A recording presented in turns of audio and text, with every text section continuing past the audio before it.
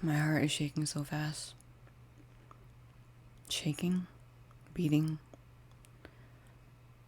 I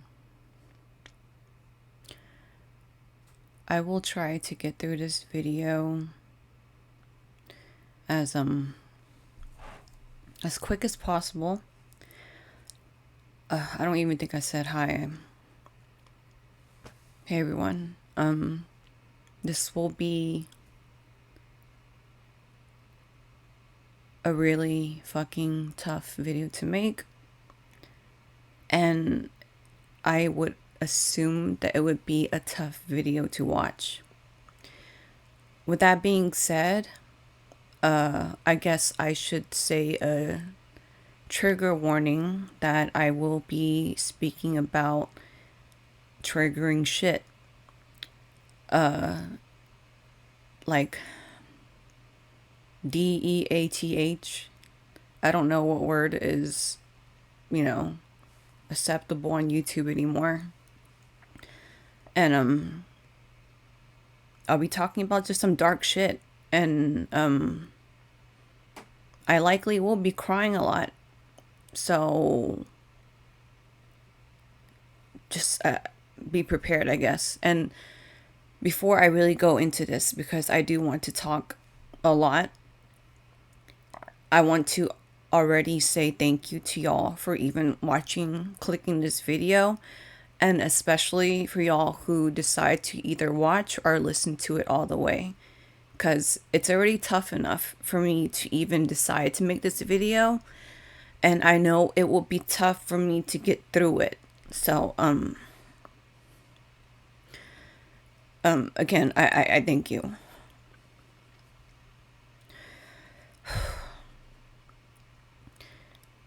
I know not everyone on YouTube pays attention to community posts, and even more, I know not everyone looks at, content creators' social media. So what I will start this video off with is talking about what happened to my husband and my soulmate and my person.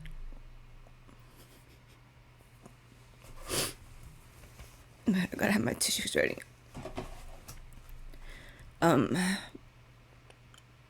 I want to share what happened to my husband, Chris Lue.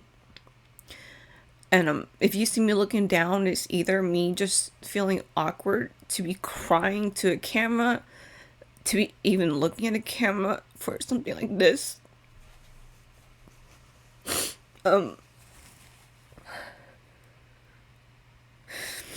Or I will be looking down at notes. Y'all who watch, like my regular viewers, y'all who watch my check-in videos know that I do have notes, because I tend to go off subject. But in this case, with me feeling like today is still March 5th, but it's over a month later,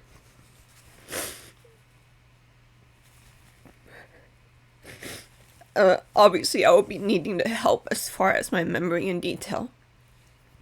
Okay, so my husband Chris, he got the flu. He was officially sick on February 24th, 2024. He was feeling a little off a couple of days prior. As far as where he got the flu, that's always really hard to detect. However, the way Chris and I's lifestyle is, we are very, very much homebodies because of me. Because I have lupus and seizures, as I have shared many times on my YouTube, my Patreon, and my social medias platforms. So, and with that, I'm on pills that suppresses my immune system, because lupus is a disease that attacks itself because it doesn't recognize itself.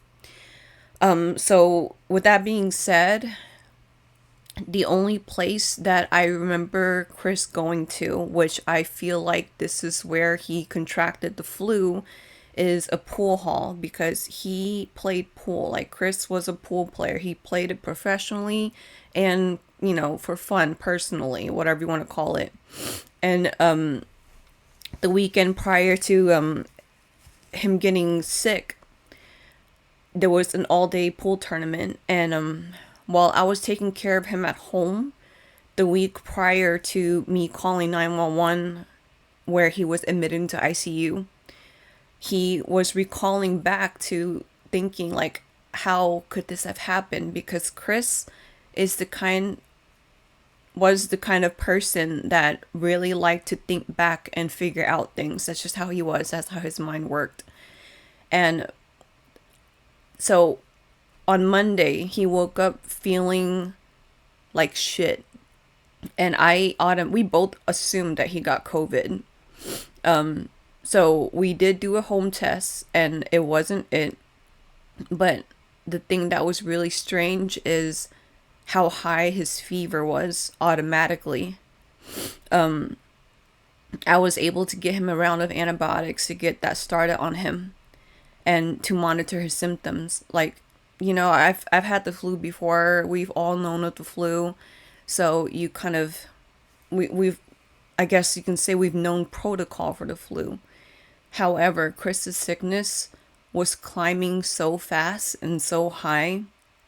His first symptoms, besides a flu, is the coughing, which is why I thought of COVID, and just overall fatigue. And he was not able to eat or drink because of how high of like a lack of energy he had. So a couple of days after that, I got one of those at home tests for the flu, and it showed that he was positive for influenza A. And that was by the third day of being on antibiotics. And typically with antibiotics, you do start to see your signs or your symptoms slowly but surely getting better. However, Chris's was getting worse. His fever was climbing up more and more. And by Wednesday, so we noticed he had the fever on Friday or Monday. By Wednesday, he was thinking back, and he had shared with me that while he was in the pool hall, in between his rounds, he took a chug of water, because he typically will order water, like a water bottle, and keep it by his station, like where he keeps his stuff, and to make sure to stay hydrated. So after he chugged it, he then realized I didn't order water yet. So he drank someone else's water bottle that kept their water bottle right next to Chris's stuff. And I remember when he had came to that conclusion, he was self-sabotaging. Like, he was blaming himself. And I was trying to, calm him down. I even, like, pushed that detail out of my mind, because all I was focusing on was to get him better. Because, I thought, okay, the flu, I've gotten better at home from the flu. Everyone I know basically gets at home better with the flu. So I didn't want him to put his energy into that, because he barely even had energy to drink water. But if now that I'm sitting here 5 weeks later, after he passed, I can definitely say that if I had to pinpoint where it was, even though again, I can't confirm, but with us being homebodies and not going anywhere, I can say that that's likely where he got it from. And I know people in my life who have gotten the flu because of that, because of accidentally drinking someone else's water, someone else's teacup. So by Thursday night, he was so lacking in energy, and I've never seen him so drained. It made me remember how I was within the 3 times I almost died from lupus, and I will go into that further as I filmed this. One of the times where I had internal bleeding and I was slowly dying, and none of us knew, but Chris's symptoms that Thursday night was very similar to that. So me being so worried and being, I guess, even till now, I feel like I waited too fucking long, but I brought him into urgent care. I brought him into urgent care at 2 a.m., so that's like a Friday morning. late Thursday night, Friday morning. And they got him on a round of, they did an IV on him. They did a round of, vitamins, electrolytes, because they saw that he was very dehydrated. And they did a chest x-ray to look for pneumonia, because with all the symptoms and everything, they were suspecting pneumonia. However, I think that I brought him in too early, because the chest x-ray showed nothing, no abnormal signs of anything in his chest and his lungs. His blood work that they did, it did show that he had a low white blood cell count. And I will never forgive myself for not focusing on that, especially with me having health issues myself and having a patient's understanding of that not being good. I'll go more into that. So the blood work just showed like low white blood cell, but they didn't see anything concerning. So they sent him home with 2 kind of prescriptions. One is prednisone, which is a steroid to bring down the inflammation in his body that's causing him the body aches and the pain. And 2, another, I forgot the name of it, but it's something that helps with the coughs. Because again, coughing is a sign of, a symptom of the flu. And when we got home after urgent care, he had such a burst of energy. And Chris and I know we both felt such a synchronized relief, because I at the time I thought, I knew it. You were just dehydrated, like you weren't able to drink water. So now that you got the round of vitamins and electrolytes, like now you have the energy to, get better. And I know even Chris felt that. Because from Monday through until when I brought him into urgent care, he was just so low, not just on energy, but I could feel the fear in him, although he was the kind that didn't want to show that he felt fear, because he was looking out for my well-being. Because he knows that I'm the type that gets paranoid easily, and I have high anxiety, especially after getting sick myself with lupus. And so when we got home that Friday, he had so much energy that he was able to even eat a huge bowl of cereal, ate all this fruit, and he was finally able to get a little bit of sleep. He wasn't able to get much sleep from Monday till when I brought him into urgent care. And we thought that was that. As Friday went through, we stayed at home. He still stayed chill. We have a pool table at home, his pool table. He was even able to play around with pool himself at home, just to be like, what, let me get myself up and moving. Like maybe that'll help me, with my recovery. And it wasn't until when we tried to go to bed. So we slept separately because I didn't get the flu and he did.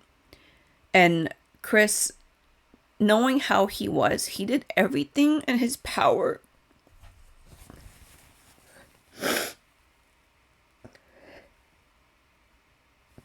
he did everything he could to make sure that I didn't get sick, because he knows that when I get sick, that it's tenfold. Like when he got COVID last year, he fought that like nothing. He barely even got sick. He got the coughs and that was it, not even a fever. Versus when I get COVID, I end up going to ER because my symptoms get so bad because my lupus and being on pills that suppresses and everything else. So we slept separately because he refused to let me be near him because he didn't want me to get sick from him. So he slept on a bed. I slept in the living room, and we kept our sliding barn door open because we have a sliding barn door that separates our living room and our bedroom. And I noticed that every time he laid down, he could barely lay down, not even 1 second, barely 1 second, without getting up and having to cough. He kept saying that he felt like he was choking on something, like something was pulling up in the back of his neck. And he dismissed it at the time as, you know what, the ending stage of any sickness is always like that phlegm, is always leftover drainage, and that's what he thought it was. However, part of me can't help but feel like he was toning that down because he didn't want to scare me. And Saturday comes. So from Friday, of that burst of energy, eating cereal, playing pool, eating, like, just, thinking that we were in the clear of him going into full recovery. And from Friday to Saturday to Sunday, he slowly got back to where he was prior to urgent care, but worse. He absolutely could not lay down. He could not sleep, so lack of sleep was weakening his immune system even more. And Sunday night, he was so weak. He thought, you know what, maybe we can just order food that I'm actually craving and I actually love eating, and maybe I'll eat. So I ordered a box of cheese pizza from Marco's because he loves it. And he got maybe 2 bites in. He was just like, I can't do it. I can't eat. And I said, is there anything else you think you can? And he said, you know what, give me a cold apple from the fridge. And I got him a gala apple. He took several bites and that was it. So the last thing he ate before he left was a cheese pizza and a gala apple. And I was so concerned. Another thing that was really strange was Friday night and Saturday, he had non-stop hiccups. It would not stop. We've all had hiccups before. And he would have, like, prior to him getting sick, it would take him quite some time for his hiccups to go down, but 5 minutes? I was timing his hiccups the weekend prior to going to ICU. He would hiccup for 40 minutes nonstop.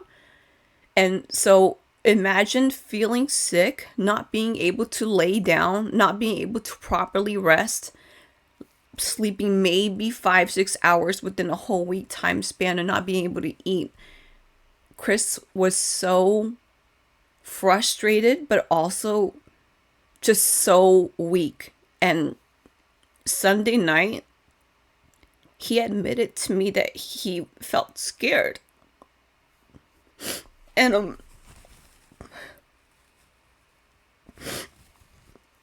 Sunday was when I realized how bad he really was, because again, he kept saying, oh, it's likely leftover phlegm, because I kept saying, are you sure you don't want me to take you back? I can take you to ER, I could take you to urgent care, wherever, to a doctor. And he just said, it might be leftover phlegm, but I think not only was he thinking about not scaring me, but I think he being scared himself, he was in denial, like we all can be when we're sick. Like, even me, when 3 months prior to me being fully diagnosed with lupus, my PCP was telling me, you need to see a kidney specialist because your creatinine level is alarmingly high. And I waited 3 months for me to get to so bad that I had to go to ER and start dialysis and chemo right away. So I think it's just natural for us to feel a certain kind of denial, especially when you have fear on top of it. But Sunday night, Chris admitted to me that he was scared. And so him admitting to me that he was scared, which is something he doesn't do, and just seeing how weak he was, and all I saw him do was just slowly walk around the house with a towel around him because he was so cold. And he just kept saying, I'm so tired. I'm so tired. And as he brushed his teeth that night and took his contacts off, he turned back. Like, when he walked out of our restroom bathroom area, he said, I don't even recognize myself in the mirror anymore. And I don't know why at the time I didn't think anything super alarming of it. He played it off like it's because he didn't sleep very much. But even with that, I was like, okay, baby, I've been around you. I haven't gotten the flu, and even if I were, honestly, I don't care. I don't give a fuck. I'm going to sleep in the bed next to you. I don't want you to be alone. And I said to him, it was around 11, because I always check my phone before I sleep. I said, if you feel off in any way, don't hesitate to wake me up. Because that's another thing. Chris, knowing how hard it is for me to get proper rest because of my illness, he always refused to wake me up when he sees me in deep sleep. So I told him, don't refuse to wake me up if you feel off in any way. So I lay in the bed next to him. He's sitting up with his back to the bed because he can't lay down. And then 2 hours later, I'm waking up and he's standing right next to my bedside with the towel around him. And he is heaving. He's breathing so fast and so hard. And all I hear him say is, I think I'm having a heart attack.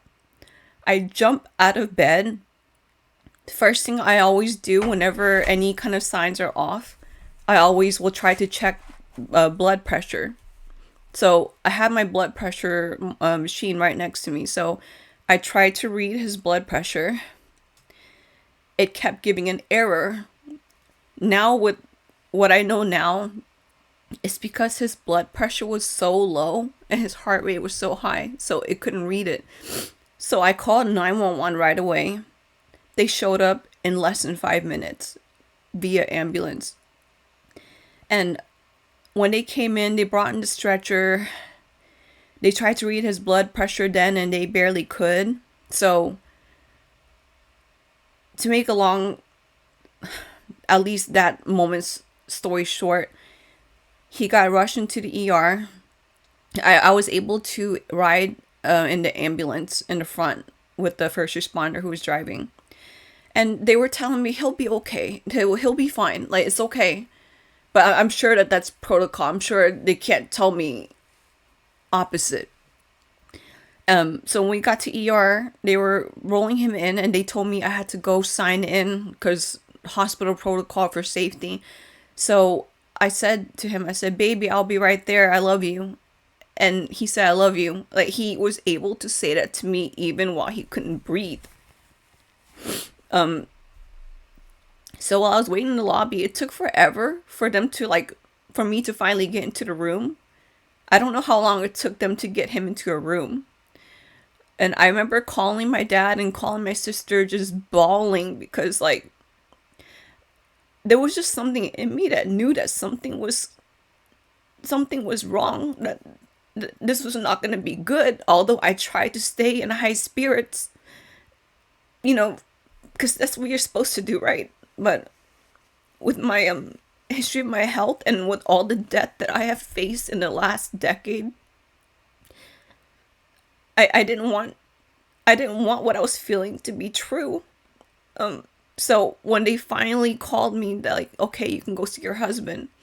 I went into the room, the room in the ER, and he was placed in one of the concerning rooms, where it's like the bigger room, glass doors, curtains open, and everyone was watching. And that added more to my fear. And when I got in there, Chris, his symptoms were worsening so fast, he could not catch his breath. They even changed I don't know the proper term, where, they have to air the oxygen. They even changed to where it looked like what the nurse was saying, like, because, when they tried to stay in high spirits, so they're like, all right, you're going to look like Tom Cruise in Top Gun with, like, that whatever mask. I didn't really watch that movie very much.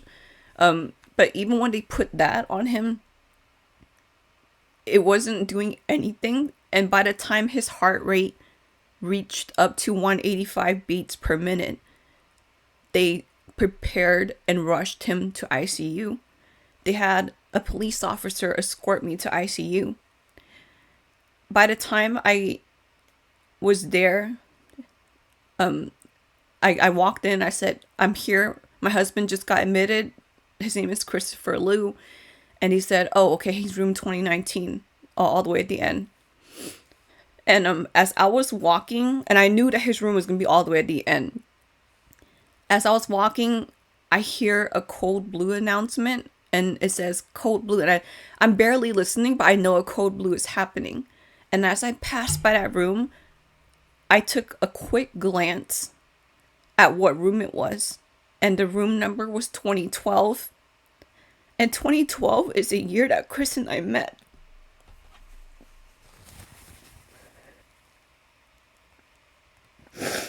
So again, walking in ICU and then automatically a code blue happening in 2012, the year that we met. It added more to my fear. I don't know how y'all are with that, with signs, with stuff or whatever. I just remember thinking like, what the fuck? But I told myself, Dina, shut up. Just go see him. So when I got to his room, he was still just, Chris was suffering. He couldn't breathe. So they told me, okay, miss, you have to step out because we need to prepare. We need to put a ventilator in him, and the preparation is traumatizing. We don't want you to be here for it. And I was like, I've been on a ventilator. I don't care. But, they had to put me out. They had to let me go to the lobby. So, I went to the lobby and I just sat there bawling.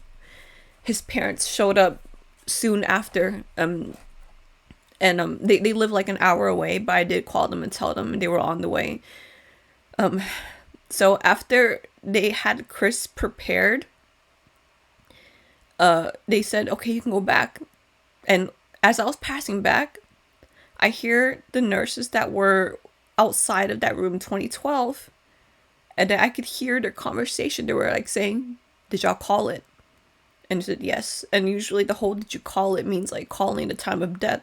So the patient in room 2012 passed away. So that added more to my paranoia and fear. And so when I got back to 2019, just seeing Chris on a ventilator, it broke my fucking heart. We were supposed to celebrate our marriage this September. We chose to do it in September because September would have been our 13 years together.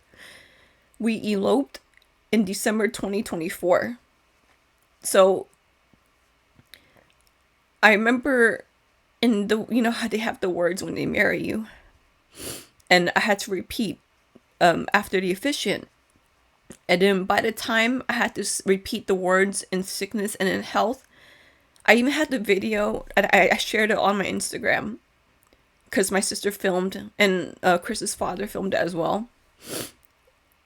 When the officiant said in sickness and in health, my mind flashed to imagining seeing Chris on a hospital bed on a ventilator, and I cried during the elopement, during us getting married, because I was like, of course I'll be here in sickness and health, but I can't imagine you ever being that sick. I always, with my health shit, I always assumed that I'd go first.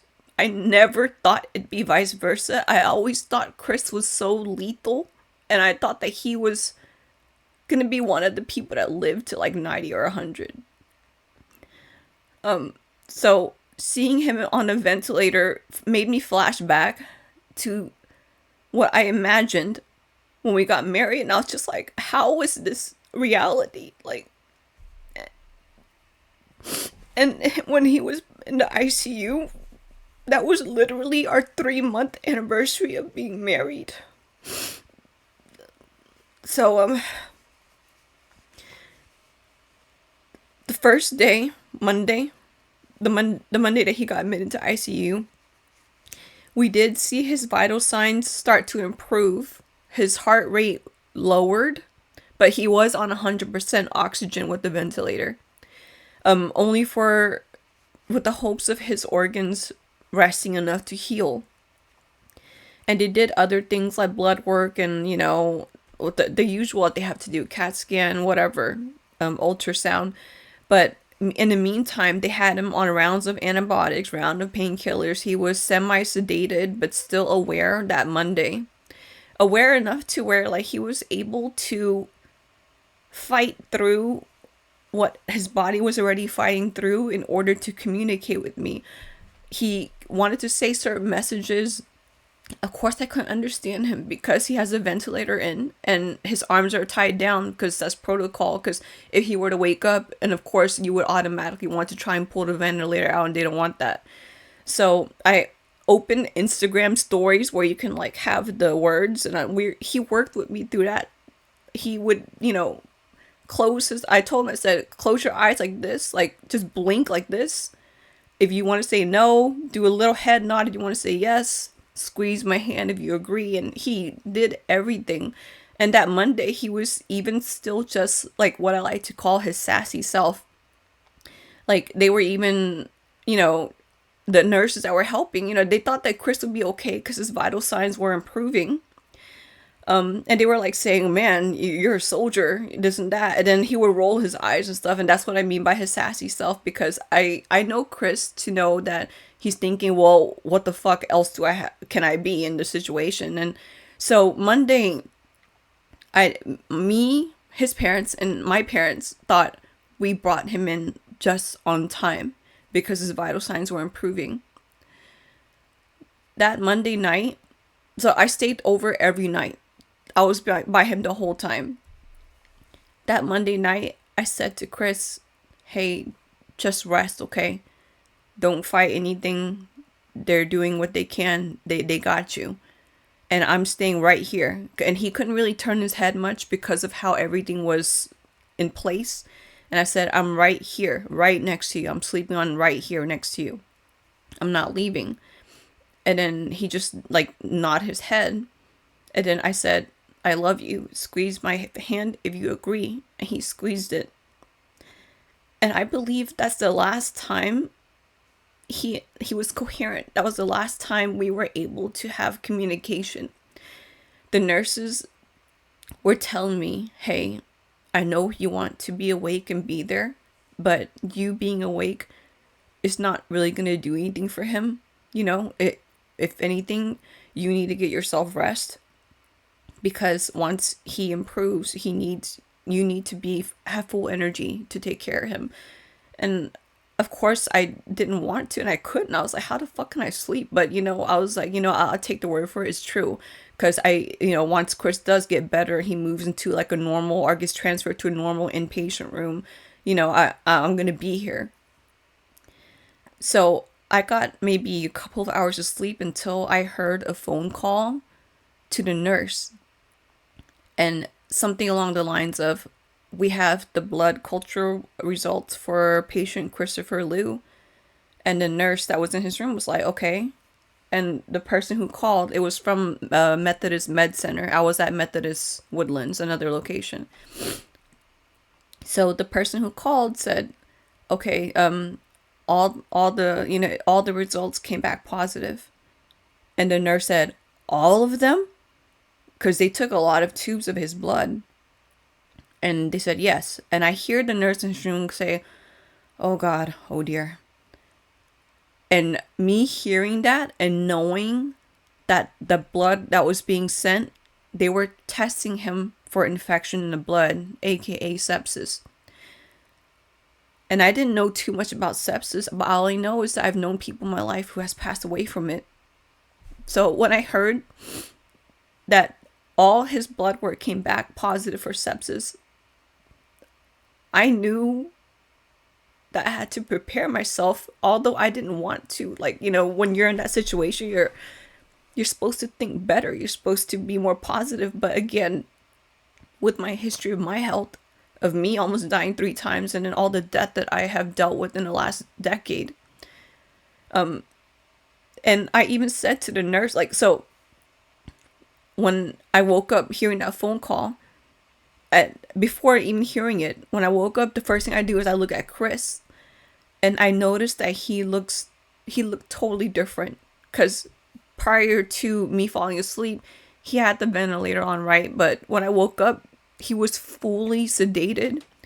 They moved everything, and they had him just basically in place. Because prior to me falling asleep, he was like wanting to call the nurse because he wanted to clear his tubes because the fluid. and which they didn't want him to do. Like, they didn't want him to move as much because they needed him to rest as much as possible to see if his organs will heal. So just seeing that he went from being coherent to shaking his head to even looking at me to squeezing my hand to tell me that he loves me too to being completely sedated, that following that Tuesday morning, early Tuesday morning, the ICU doctor came in and all the damn nurses walked in too, and I just fucking knew that something was wrong. The ICU doctor told me,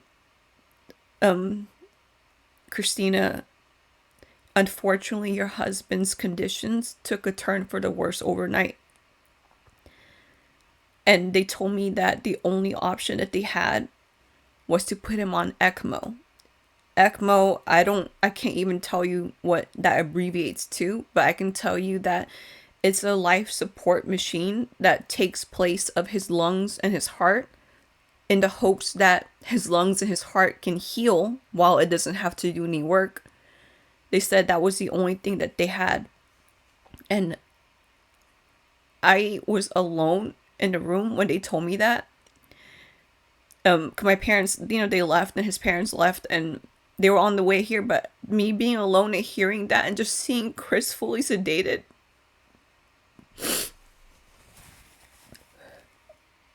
all I said was, do what y'all need to do to save my husband. And I even said to the ICU doctor, I said, is he okay? Will he be okay? And he said, we're doing everything we can. We're not giving up on your husband, but he is very, very sick, and I'm very concerned about him. Those were his exact words. So they were, at the time, the plan was to prep Chris to transfer him via ambulance to the med center to get this ECMO started. Although there were doctors at the Woodlands location that could do it, I think because of there being a bigger team that was specialized in ECMO in the med center, they just felt that. So that was the plan, and all of a sudden, I hear that they already put the ECMO machine on him. So when they were doing the prep, at the time, to take him, to transfer him, they had me step out in the lobby. And it was taking quite some time, so I went back in, and I see that there's this new machine, and there's these two huge wires that are going into his groin area. And I said to the nurse, I said, what's going on? And she said, we actually started the ECMO machine. And so, long story short, to sum it up, kind of, I'm talking quite some time right now, and I have a lot more that I want to say. Chris's condition was failing so fast that if they didn't start the ECMO right away, he would have been gone. And they didn't want to not have him have that option. So after he got on ECMO, 30 minutes in, stuff was starting to improve. And then again, another false hope where I was like, all right, we did it. It's on time. They're saving him. And I took that moment. So I knew my dad was there and he brought our dog Atari. She couldn't come into the hospital. But I said, you know what? I'm going to go downstairs outside and take some pictures with Atari. Because I want to show it to Chris when he, wakes up out of sedation and, show it to him just to encourage him to fight through because, his girls are ready to see him. His girls are waiting for him to come home. So I took some pictures with her, and I also didn't eat anything for a while, and my parents brought me food and said, you can sit in the lobby and just eat something, like just a few bites. And then, so I was like, okay, you know what? Yeah, sure. And so I sat in the lobby. I ate maybe 2 bites of what they got me.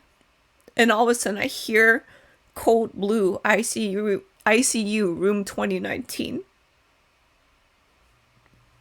Which was Chris's room. So, the feeling that I felt was automatic denial, but extreme fear. I ran in, threw my mask on, because I had to have a mask on because Chris was high risk of infection. Like, getting infection from other people that were visiting. And even while then, I was still chewing my food, and in my mind, I was thinking, he'll be okay, right? He'll be okay, right? Which is so fucking stupid, because it's like, he just coded. Of course he's not okay.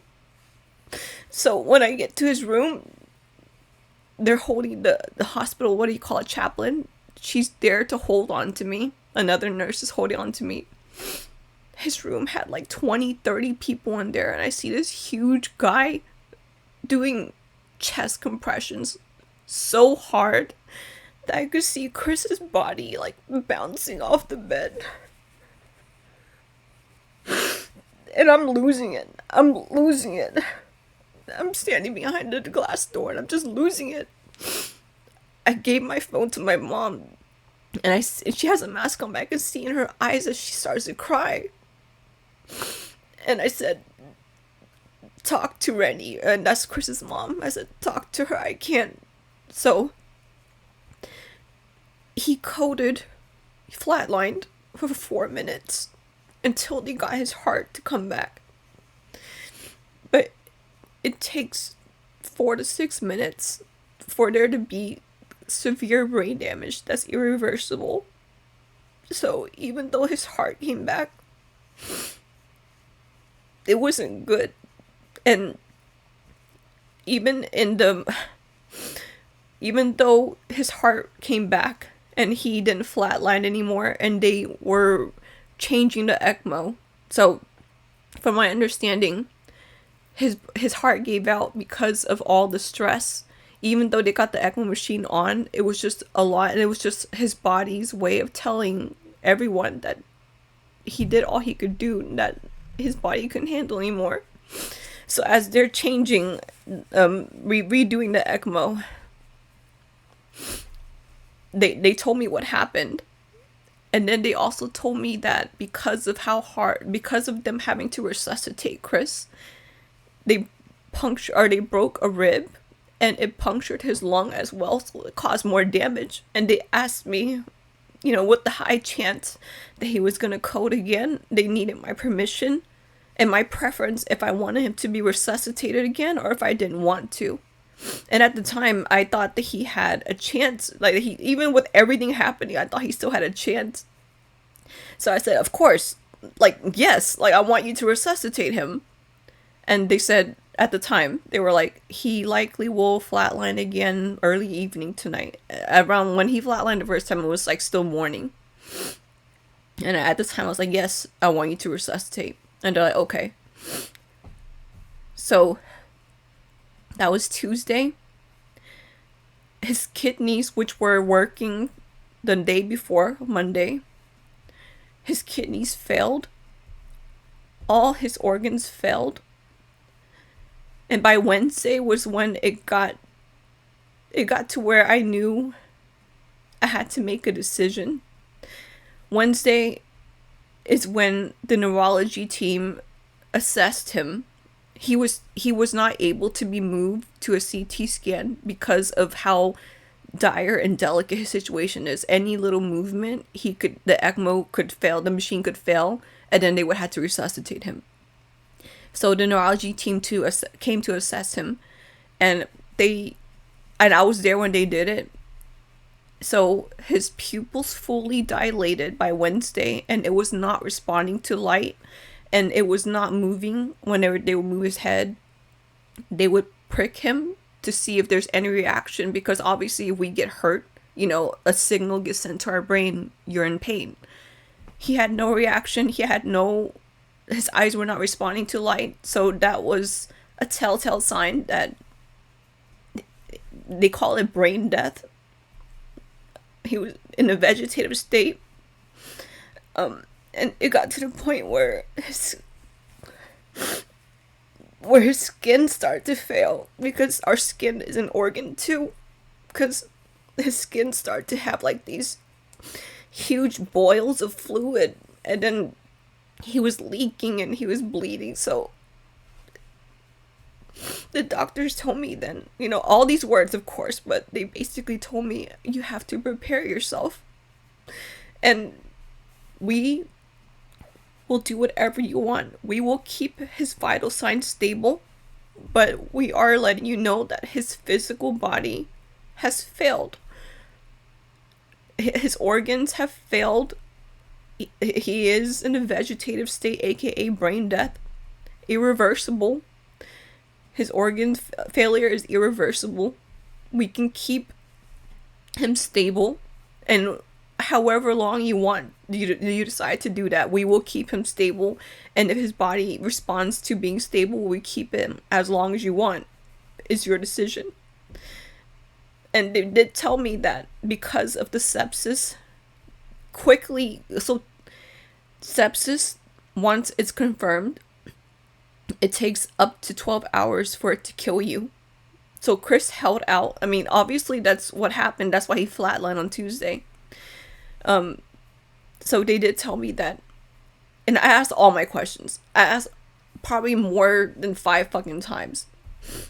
But my main questions were, what is Chris's quality of life if he were to pull through this? They said he would have to have both his legs and arms amputated. He will be in a vegetative state, so he won't be able to respond or talk. He would have to be in a diaper. And at the time, that already gave me my decision of what to do. But I had to ask, I said, what is the percentage of a patient in Chris's state making it? And they said slim to none. And Chris, who he was a very active person. He played pool. He was a gamer. He loved hiking. He loved being able to take care of me. He loved being able to love me. He loved being able to take care of Atari. He was a very active person. We loved going to Hawaii together. And it made me think back to a conversation that he and I have had. So I myself, as I've shared many times, I have my own health conditions.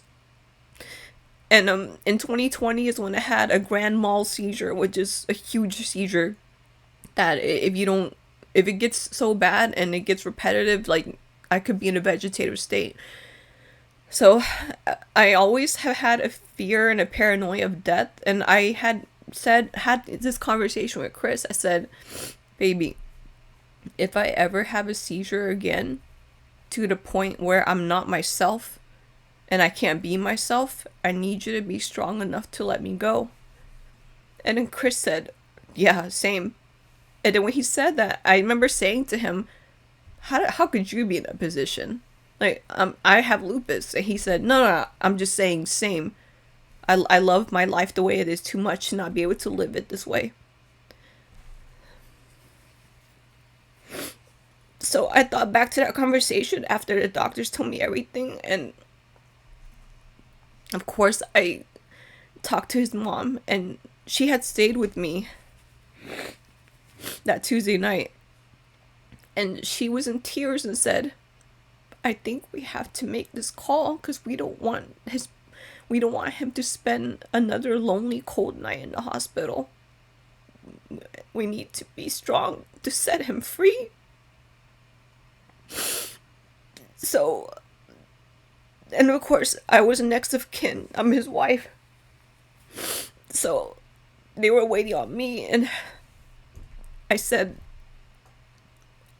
I will make the call, but I'm waiting for his best friend to get here first.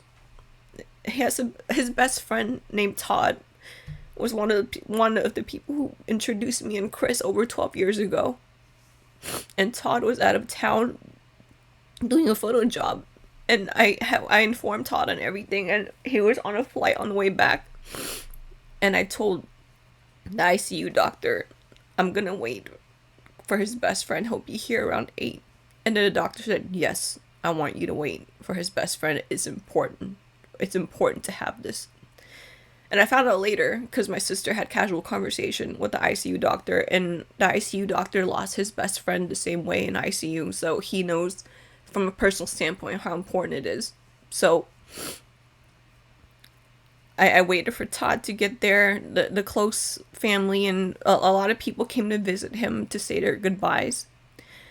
And so after Todd got there and had his time with his brother one last time, although Chris was already gone, I went to the nurse and I said, okay, this time let's set my husband free. And that was one of the hardest decisions I've ever had to make in my life. Because I've always heard of stories of people keeping their loved ones on life support for months, for years. And I've heard of stories where people do actually come out of coma, but not at Chris's stage. Not where he had all organ failure and brain damage to where it was irreversible. And knowing that, I know that Chris would not have wanted that kind of life where he had no legs and no arms, no mind to talk or be aware, no capability of being able to love me and his close ones and our dog Atari. So I made the toughest decision in my life out of unconditional love. Of course I didn't want him to go, but knowing that he was already gone, I had to set him free. So they took the machines off and they prepared his body where he doesn't have the ventilator on. They clean him up. They basically set him to where it seems like he's sleeping. And I got to say my goodbye. I'm not going to say everything that I said here because I want to keep it between us and my sister because she was in the room filming me. But I told Chris to find me. Chris and I were huge fans of the show Lost. And I told Chris, create a flash sideways for us, okay? Make it in Haleiwa in Oahu for us, okay? And just wait for me and be there and have Atari there with you.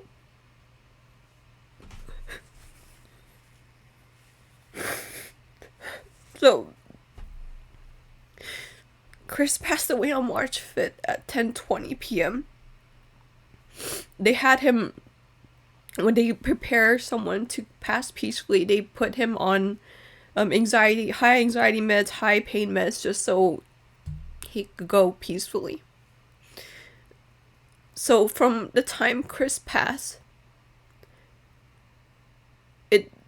the next 6 days, I had to prepare and plan his funeral. I was the one that switched the button for his cremation. I created his slideshow. I wrote his obituary. I designed the flyer. I got his photos printed and framed. So, I hit different realization stages every day. That first night after I waited at the hospital for the funeral home to come get him, which took about a couple of hours, and even though he already passed, and I just stayed there hugging him, stroking his hair, even though, and I tried to hold his hand, but it was already in rigor mortis, but I still held it anyway. And I was still there when they put him in the body bag. I followed his body bag, and once he was out, my parents drove me home and they stayed with me. And when I got home and just saw how my place looked before we left, seeing Chris's clothes, seeing his cup of water that he was trying to drink, seeing the apple that he took a few bites of, it was fucking unreal. It's a feeling that I hope nobody ever experiences. I know that we all experience death. We all experience the loss of a loved one. But even to that extent. So after his funeral service and he got cremated, I started a whole different cycle, like the real first day of my forever grief in my life. And I know unfortunately, there's a lot of widows and widowers out there, and there are people who has lost their loved ones. However, I don't know how selfish or insensitive this might be, but I'm gonna be real about how I feel. Being widowed at 41, after us being together for 12 and a half years and being married for 3 months and having no kids, and I couldn't have kids because of my health condition, and Chris was like, you know what, we can get dogs, I just need you to be alive, I need you to be well. So, and Chris, another thing that I did say to him when I was saying my goodbye, which I don't mind sharing here, I told him, you are the only one for me. I know that I'm young. I know I'm still young, but you are the only one for me. So, with that being said, being widowed at 41, and I'm not knowing how much longer I'm going to live, and the fear and the realization that I may possibly live a life longer than the life that I live with him, it's depressing. And I'm in a state where I have no belief system, because like I know that we all go through shit, right? But Chris and I went through so much in our relationship, and I thought we had finally got to a stage where things were looking up for us. So this is where I'm going to talk about what we've been through, and I've shared it here and there, but I'm going to officially say it here. This video is going to be quite long. Let me see how long I've been filming. Oh my god. I'll put chapters in case, some people are only interested in hearing this part and that part. But I want to say everything I want to say in case I ever start to forget, or maybe when I'm not here anymore, at least I can leave what Chris meant to me and what we were somewhere, like a digital footprint, So Chris and I mentioned 2012 earlier. We met on my sister's birthday, September 16, 2012. And we were introduced by his best friend Todd, and Todd's girlfriend that he was dating at the time, who is my friend Heather. And Heather, she's always wanted for me to meet Chris, because she and I worked together, and she's always kind of heard on and off things about my ex, and she was just like, man, my boyfriend at the time, she's like, my boyfriend has a best friend who I think is perfect for you. And I put that off for like a year or two. So Chris and I feel like, obviously with everything we've been through, we met at the right time. We met at the time that we should have. So our first date was September 22nd, 2012. And that's why we considered that our first day of our relationship. Because we quickly knew that we were each other's person. Even the night that we met, which was September 16th, he got my number. When we met, I remember when I first saw him, because it was at a band show, and the band that was playing was called the Ataris, which is why we named our dog Atari. And Todd and his band was playing too at that time, so that's why Chris was there. When I walked in, Chris was wearing a yellow shirt, and he was standing in a spot where a spotlight was shining on him. And I just remember automatically having a crush on him, and I'm the kind of person that doesn't fall that fast, and I just felt my heart flutter. And when we met, he shook my hand, he said, hey, I'm Chris, and I said, hey, I'm Thina. And Todd's mom, she was there to support Todd's show, and how mothers can be, parents can be, she was like, oh, they already look cute. And I remember that pushed me into awkward girl mode. And I think Chris, he saw me kind of shift, being fidgety. And he tried to just keep things casual. He was like, "So how's your day going so far?" And because of me being nervous, not just because I thought he was so cute, but because of, the whole remark of, "Oh, they already look cute together." I went on and on about the root canal that I just got. I was talking to Chris about all of my dental history. And I don't even know why I did that. I think because I was like, "Ooh, I have a subject to talk about, so I don't have to stand here and be fidgety." And Chris told me later that he thought that was the cutest thing ever. He was like, "Who goes into detail about them having bad teeth at first meet?" So we automatically clicked. And he got my number. And when I got home, he texted. He said, I memorized his text. His text says, "This sounds nuts, but I caught a buzz talking with you. You are electrifying. Sorry for the cheese." And when I read that text, I replied, "Ha ha ha, you're lucky that I like cheese." So when I got home, my sister comes to my room and she's like, "So how was it with that guy?" Because I had asked her, I said, at the time, I think I was still kind of shy to meet Chris. And also my mind was still kind of like, "Oh, but what about my ex?" And my sister, who wanted me to move on from my ex, to move on to something new, she came to check in on me and she was like, "So how's that guy, Chris?" And I said something that I've never said in my life to where it shocked her. I said, "I don't know why, Wani." And I call my sister Wani, although her name is Vanita. I said, "I don't know why, Wani, but I feel like he's the one. There's something about him." And I found out now through friends that he was really close with, that I didn't get a chance to be close with. They had talked to him. Like, "So how was that girl that you met?" He had said, "We just connect. I feel something with her. She's it. We just connect. There's something that I can't explain." So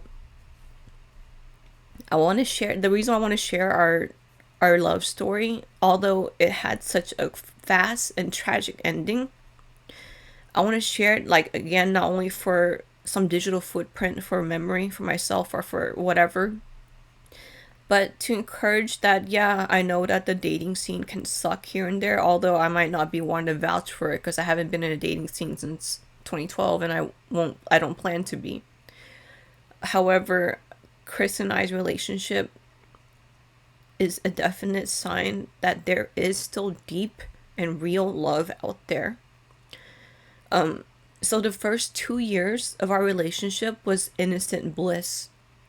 Everything was so good. He and I, we had our jobs.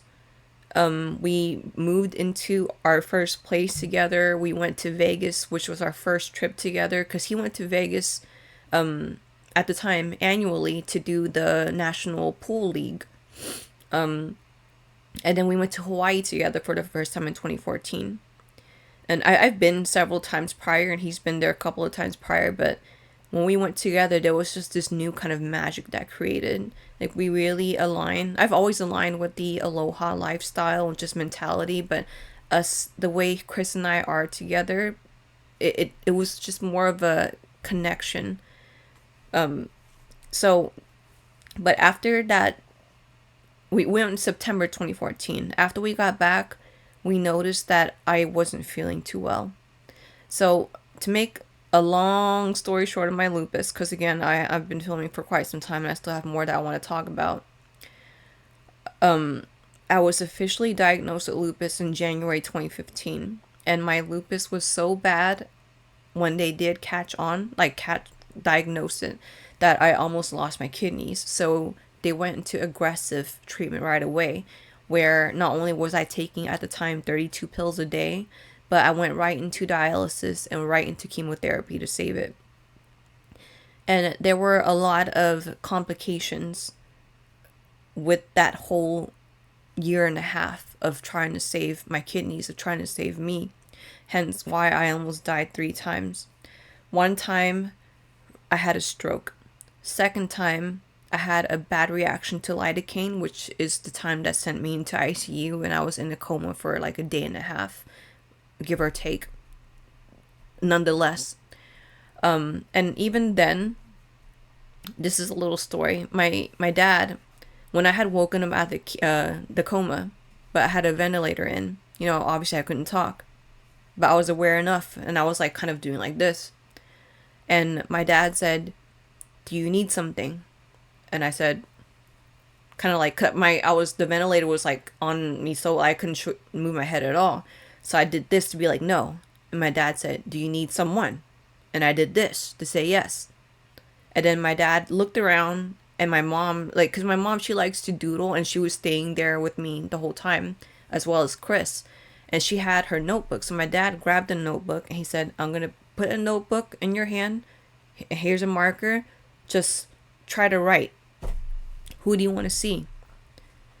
I have it right here with me, so I'll show y'all. Y'all might see the glare of the light. So as you can see, wait, how come so it might be messy, but I had scribbled Chris, and I don't have much memory of when I was in the ICU, but I do remember trying so hard, pushing through everything that I was fighting at the time to write Chris. And I also made sure to draw a heart in case somebody couldn't read Chris. And this is framed because Chris framed it, because he just found it really special, and he always intended to get this tattooed on him, but he didn't get a chance. So when my dad saw that, my dad cried, not out of, I guess the sweetness of it all, that I wanted Chris, like, but I think at that time, and this is not to say anything bad or anything, but my dad, he said that was the moment in his life where he knew his first baby, his first daughter, the most important man in her life, got replaced, or the most important man in her life is someone else besides him. And I think other fathers who have daughters can relate to that. He didn't say that in a bad way where like he's like, damn it, like, no, he's more like, my daughter is in love. My daughter is loved by someone, another man besides me. So we went through all that.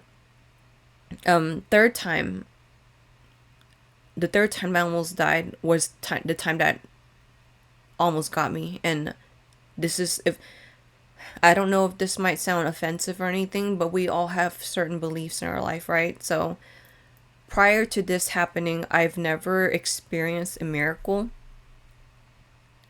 until this happened. So the third time I almost died is because of internal bleeding that wasn't detected. At the time, the doctors and even my dad and even Chris was saying, let Dina rest. She hasn't been able to rest. But my mom, she had her motherly instinct. I remember at that time, I was laying in her bed, in my parents' bed, and staring at the ceiling. And I remember thinking, if I don't actively tell myself or remind myself to exhale, I might forget how to breathe, because I was slowly dying. My mom took one look at me. She saw my hands were completely pale. Like, as you can see, I'm tan. I'm Cambodian. I have a tan. I was completely pale. And she said my nail beds were completely white. Like, it was pale. So she said, "No, I don't care what y'all said. We are bringing her in."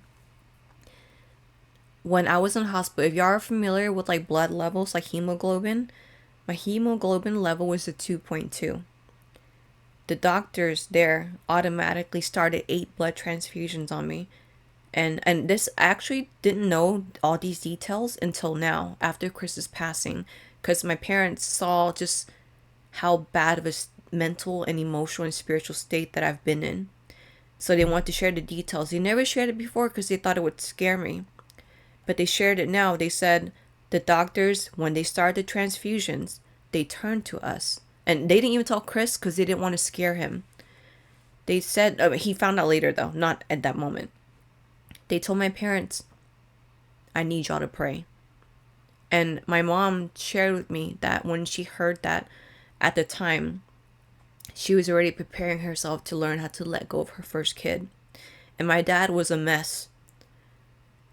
And after the 8 transfusions, they checked my levels, and the doctors and the nurses and my parents, but mainly the doctors and nurses because they understand the medical terms of everything, they were shocked because they saw my body accepted it and that my hemoglobin level was climbing back up.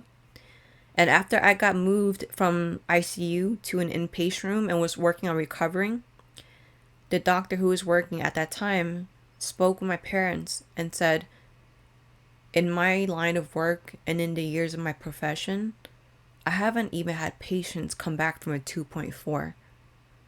So your daughter is my first case of a miracle. She is my first patient that I've ever seen to prove to me that miracles happen. So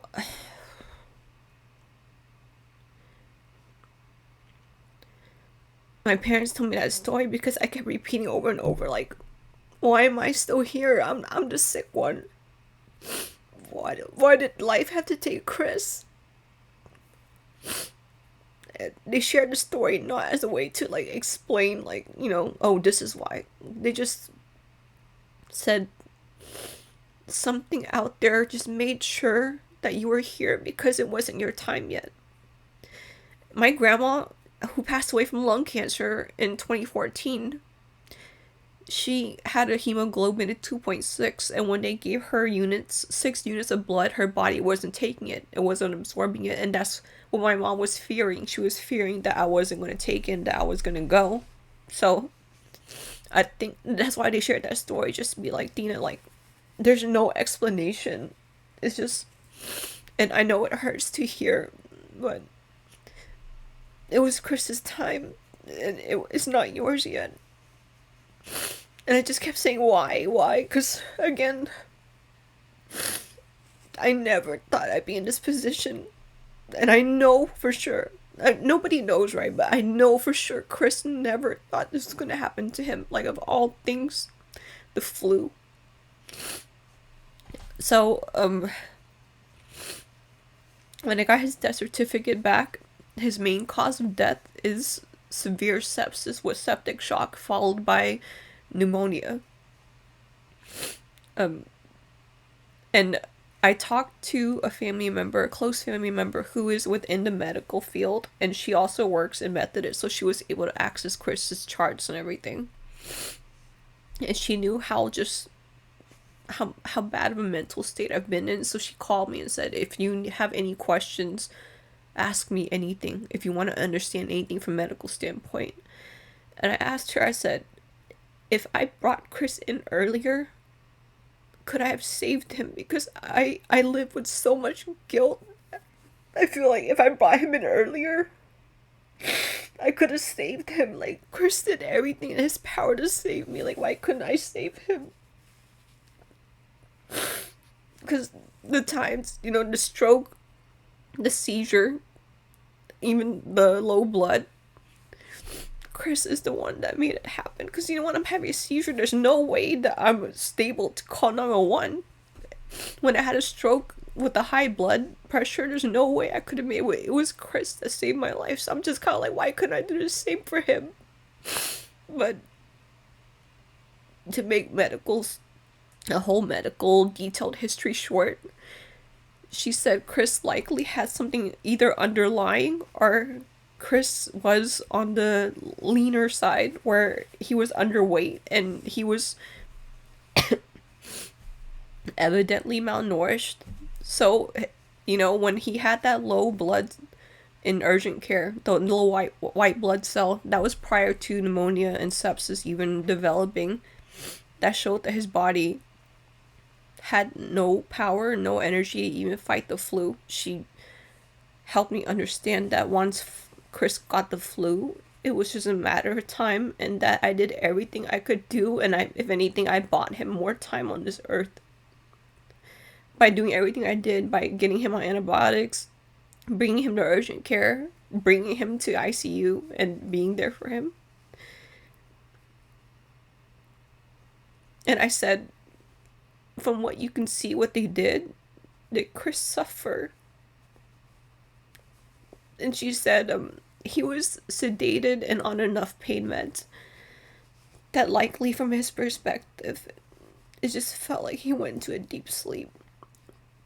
So, with all that being said, I'm still gonna live with my what ifs. I'm not blaming myself as much because I was in the mode where I was blaming myself constantly. I couldn't eat or drink for the first couple of weeks after he passed. So at least I'm not blaming myself as much, but I still live with my what ifs. And I still just feel like even if I brought him in earlier and we still had the same outcome, I can at least tell myself I tried everything. I just feel like I didn't. And even like when we were gonna do the cremation part, I had asked his parents, I said, do y'all want to switch the button? Because, y'all brought him into this life. His mom said, no, you can do it because he left this life being with you. He was in good hands. And I automatically broke down and I said, if Chris was in good hands, we wouldn't be here right now.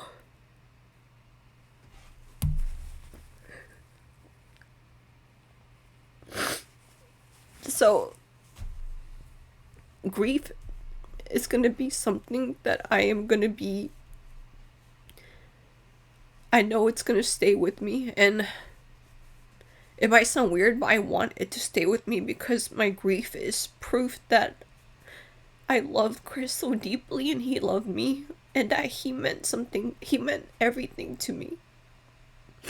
And I just find this, I don't believe in anything more because, again, after everything that we've been through, me having, the first 2 years being good, then me having lupus in 2015, then 2017, I call that one of our most worst years together because some personal stuff happened on my side that I don't want to share here publicly because of other people being exposed to, but let's just say that it was enough for me to be diagnosed with depression.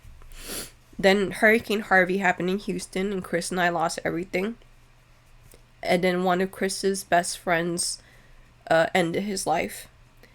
So all that happening, it took us quite some time to build ourselves somewhat back up together, like with strength individually, but also together. Then 2020 is when I had that grand mal seizure.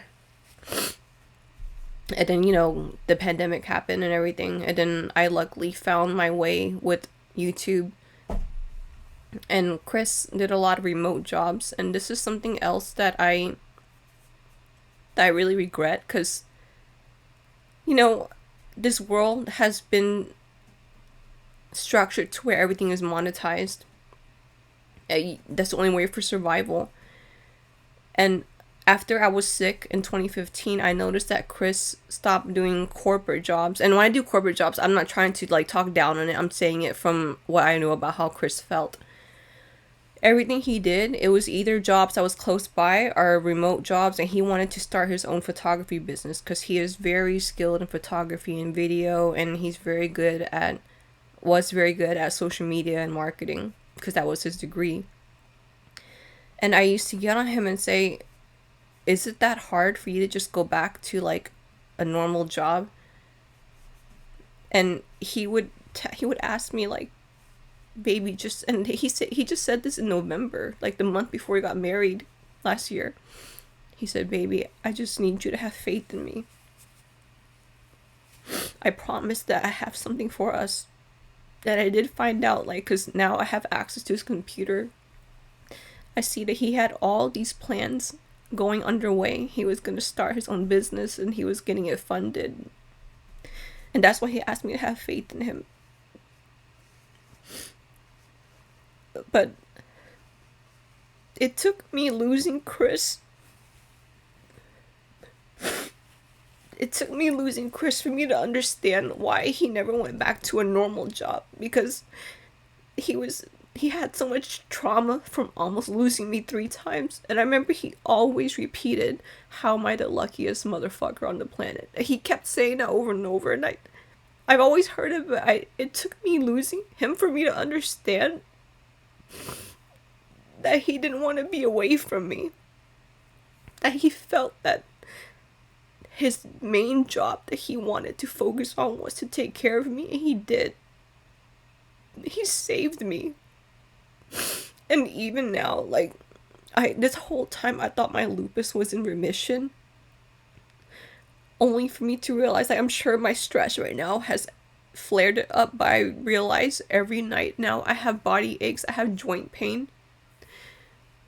And it made me realize that the reason why I probably felt like I was in remission or I felt better is because of Chris. Because every day he gave me a massage because he knew that I had joint pain. He knew that I had body aches.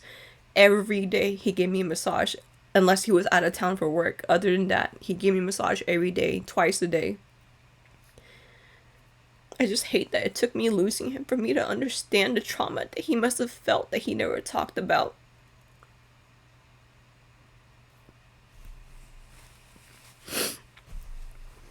This whole time I always thought, like, Chris came into my life at the right time because he saved me after lupus. And now I'm just sitting here hating the fact that I feel like we're star-crossed lovers. Like, yeah, we were meant to meet and we were meant to fall in love and our story was meant to happen, but only for it to come to this tragic and quick ending. Like, I'm not only sad, obviously sad that we won't have our dream wedding in Hawaii, like wedding celebration. We won't have our adventures in our lives together anymore, and he won't be here whenever it's my dog's time, which I hope I get many, many more years. I'm sad for Chris, because he had so much potential, and he was so excited for life. I want to share with y'all that the movie that changed Chris's life, after he did try to go back to corporate in 2019, and I saw that he was so depressed. So as I mentioned before, Chris plays pool, he's a gamer, and during that time when he would come home, he would go right into bed. He wouldn't game, he wouldn't play pool, he wouldn't even play with Atari or be around me or even eat. He just wanted to be in bed.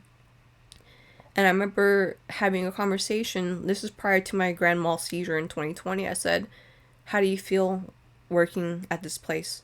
And then he said, and this might be a lot to hear, but he said, I mentally want to myself in the head. And I said, okay, quit. And then he had said, don't you want me to wait to get another job first? Like, and I said, no, I want you to quit, because I don't want you to feel that way any longer.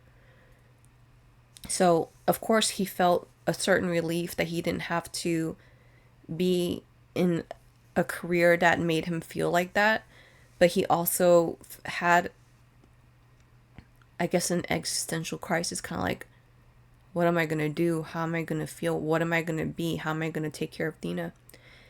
It wasn't until he watched Pixar's movie Soul that completely changed Chris's perspective on everything. Yeah, he was still working to get his work together and doing remote jobs here and there, and we financially were just staying afloat, not exactly rich, but we found our riches in our love for each other anyway.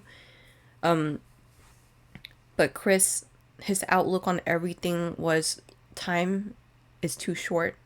And even at Chris's funeral, 3 of his cousins, John, Ken, and Jonathan, I don't know if you are watching this, something that I found very interesting in each of their eulogies, their speeches, they each, and they don't share their speeches with each other, like they weren't going to be like, oh, you're going to say this, I'll say it too. They each pointed out that in the last 5 years, they noticed that Chris started to tell them, I love you, like, I love you, cuz, or I love you. And they found that strange because, like, within Asian culture, or specifically their family growing up, like, I think it might not just be Asians. I think it's like just might be a culture thing, or just, I don't know, but they grew up in a lifestyle that wasn't used to expressing that kind of emotion. Even with me and my sister and cousins, like, we used to always be like punk on each other, but that was our way of showing love, because we didn't necessarily naturally say like I love you or hug each other. But they each in their eulogy had said that they noticed that Chris started to say that, and they had found it strange, like weird, like almost felt like Chris is saying I love you to me. And but then they had said that they learned a lesson from that time is too short. And I had told them prior to making this video that if you really want to understand why Chris started to be that way, you should watch the movie Soul, Pixar's movie Soul. And to y'all out there who may be feeling a certain kind of lost in your life, or just kind of like, who am I, where am I, or even if you just want to check out the movie, I highly recommend to watch Soul, because I've never, throughout every show and movie that Chris and I have watched, because we are movie whores, we are show whores, we love music, he proposed to me at the Hans Zimmer concert during Pirates of the Caribbean. Like, I guess pop culture, that kind of pop culture really resonates to us. Of everything that we've ever watched, I've never seen a movie hit Chris like Soul did. So that's how Chris chose to live his life. And as sad as his funeral service was, it was also very beautiful because so many people showed up. It warmed my heart with how many people showed up. Like, my family, my cousins and my dad, who were in charge of bringing the food, they had to go out and make emergency like pickup, because you're like, oh shit. My dad said he stopped counting after he got to 170 like people. And that's quite a lot, not just for short-term notice of, announcing his service, but it was held on a Tuesday, like at lunch, and that many people still showed up. So Chris's impact is very evident, not just with me, but everyone that's been in his life, and all the words that they say. The people that I chose to speak at his funeral, like all the eulogies. First of all, if you were watching this, I super thank you, y'all, who all, not the ones, not only the ones I chose to speak, but the ones who volunteered or chose to go up and say your own words, like in the spot. They all had their own wonderful, unique stories with Chris, but something that was all cohesive and synchronized all of their eulogies together is Chris being a kind and loyal soul. They all said that about him. They all knew that Chris was the kind that you can depend on. And not just that he had an eccentric personality that somehow just mixed with them. People typically who have an eccentric personality, you would assume they would clash with you, right? However, Chris made you feel like you were part of his pack. So, again, as tragic and as sad as that day was, it definitely warmed my heart that people showed up for my husband, that people showed up for my soulmate.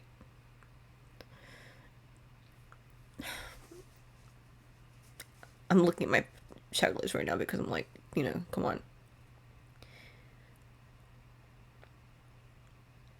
So,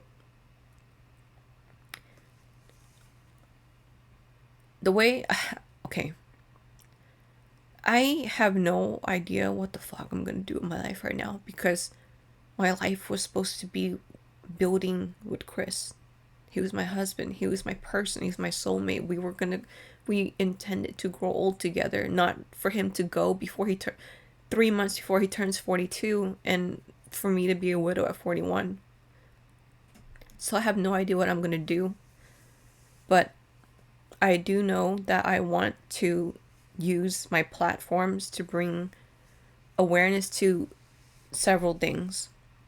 One, I am going to be turning my platforms like Instagram and TikTok and possibly some YouTube stuff into a grief journey, because I will be on a forever grief journey. And I also had mentioned at the beginning of this long video that I feel very isolated in this tragically specific kind of grief that I feel.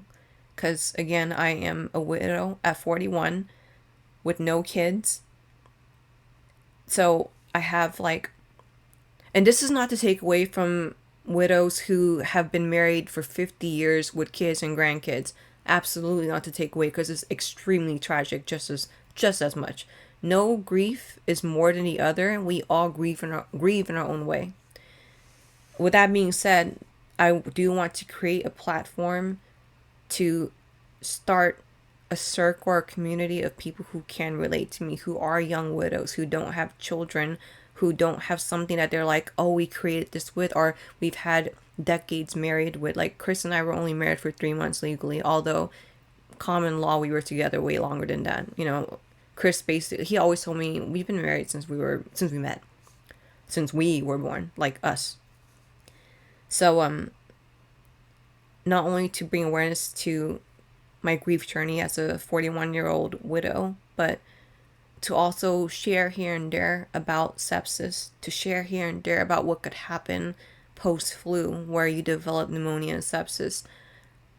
If I share any kind of not trivia, I'm thinking about movies, facts about sepsis or pneumonia or anything, and if it reaches one person out there, and if that one person remembers what I said and it either saves them or saves their loved one from getting to the state where I'm in right now, that's more than enough for me to feel like I've done the bare minimum to honor Chris. So I will be sharing here and there more. I'm not a sepsis expert. Sepsis itself is a very tricky infection. It's an infection in the blood. From what I know, it kills in about 12 hours. The main symptoms that Chris is going through that I want to share here, and I will share more again on my social media platforms, but it was low blood pressure, high heart rate, really fast. You don't even need a blood pressure reading or anything. You can just feel his, like, whoever's chest, if their heart is beating so fast like that, and especially if they are disoriented or confused, hence the time when Chris said he didn't recognize himself in the mirror anymore. That, and a high fever. So those signs, signs of low blood pressure, meaning lack of energy, being very cold, high heart rate, evidently obvious in high heart rate, confusion, disorientation, all that, and a high fever. If you know anyone or if you yourself experience that, get yourself help right away and don't wait on it. And again, the more I learn about sepsis, the more I learn about pneumonia, the more I learn about any kind of complications from something as normal and common as the flu, I will share it. Because again, in my videos, as in the past, I've gotten messages telling me, Dina, because of what you shared about lupus, I was able to detect it right away and I was able to save my kidney, so thank you. I would get messages like that, and I'm not sitting here to be like, oh hell yeah. I'm more like, thank goodness. And I want to have more thank goodness moments if it were to honor Chris's life. So I will be changing my platforms, like, my social media platforms, into a grief journey. So if you are interested in following, I will have it in the description box, and I will pin information in the comments as well. I will also be creating a new Instagram profile to honor Chris's work that he never got to share, because as I mentioned, he was a very skilled and talented photographer. He had a wonderful eye for everything. He documented so much throughout not only our lives together, but his life in general. And he was a very modest artist, so he only shared some things that he thought were the best or he thought were decent. Versus me, I would look through his work, I'm like, there's so much that you should share. There's so much that the world needs to see. So I will be opening, or actually I've already opened it, but I'll be sharing and starting to post his photos and his videos to honor what Christopher Lue could have been as far as photographer and videographer, as far as the career that he wanted to create. And I will have that also in the description and the comments as well. Now, as far as OG K-pop stand for me, I'm not gonna lie, when I knew that I was gonna make that tough decision to take Chris off life support, and even after he passed, I had said That's it for OG K-pop stan. I'm done. I can't see myself getting on camera, putting makeup on me, like, hey guys, so this artist comeback is here. Like, y'all who watch my videos know how I am. I just cannot see myself doing that right now, and I don't want to say forever because I can't guarantee forever. I know for sure I'm on a hiatus, a very long hiatus. When Chris passed away, the Thena that I was died too. Other people, other widows and widowers will understand what I mean. And even people who lost like close, like loved ones, lost a brother, sister, parents, grandfather, grandmother, cousin. Like, sure, it's not the same as losing a spouse and your forever person, but I won't deny the fact or take away from the fact that a part of you does die too when someone that you love and are so close to passes away. So that Thena that I was, she can't come back because she died. She's gone. I have to figure out who I am now. I have to figure out how to live a life without Chris. And again, I don't know if that includes me being OG K-pop stan anymore. If you're asking me now who I am right now as I'm filming, if I do anything in the future, it might only be on Patreon because, again, with my health conditions, and especially with all these incoming paperworks, all this incoming mail to pay for Chris's medical bills and the funeral stuff and everything else on top of my health stuff, because I tell y'all that my health insurance is over $700 a month, and that doesn't include visits, medications, blood work. It doesn't include any of that. I have to do something. But I don't know when I will return to Patreon, because again, I know I can't be the same because like I told y'all, that Dina died. She was only full of vibrancy because of Chris. And like once he passes away, she's gone. And even me trying to figure out who I am after him, how to live my life without him so suddenly, it's gonna take me quite some time to get myself back on my foot, like mentally, spiritually, everything. So with another thing I want to share, like with all this stuff that I'm showing y'all, all his bills and everything, I do have y'all reaching out asking how y'all can help and everything. So I'll only have, so I opened a GoFundMe originally to help Chris with his medical bills, obviously, but also to be like, whatever's left is yours, baby, so you can work on recovering. Because I really thought that, yeah, Chris was really sick, but I thought he was going to recover, and I thought he was just going to have a long recovery process. So I wanted to surprise him with this so he didn't have to worry about anything. But now, obviously, it's turned into where any kind of contributions will help me with taking care of Chris's medical bills, with the funeral expenses, with everything else. So I will share the GoFundMe link that I've had.